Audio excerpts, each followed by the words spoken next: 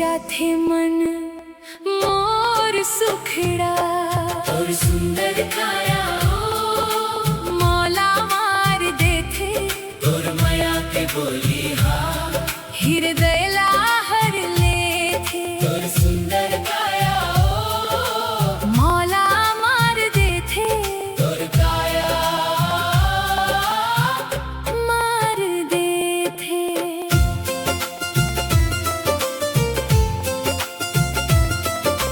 पैर के परी तोर छम छम बाजे माथे के बिंदिया तोर नैना मसाजे।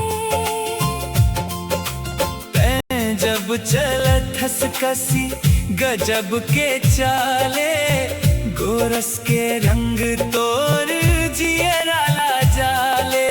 देख के तोर सिंगार ओ जियरा डोले मोर तोर गली माँ के मन होगे चोर और सुंदर काया हो मौला मार देथे और माया के बोली हा हृदय लाहर लेथे।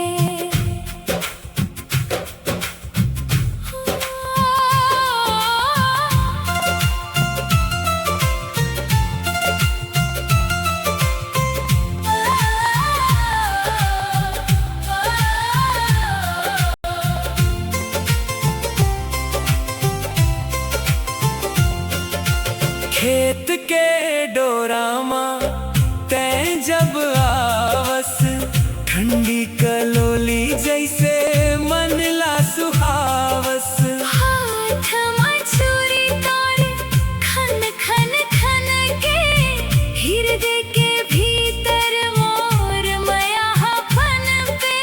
तैं मोरे सपना तै मोरे मीत तोर बर गाथम मैं ददरिया के गीत। और सुंदर काया हो मौला मार देथे और माया के बोली हा हृदय लाहर लेथे।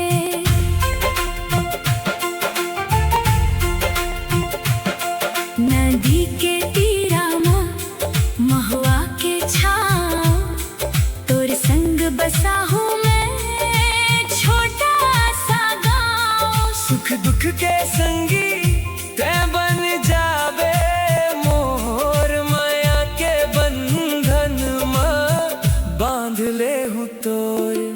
अखियों के कजरा तोर जादू चलाए तोर बिना अब मोला कछु ना भाए। और सुंदर काया हो मौला मार देथे और माया के बोली हा हृदय लाहर लेथे। और सुंदर काया हो हाँ गा मौला मार देथे और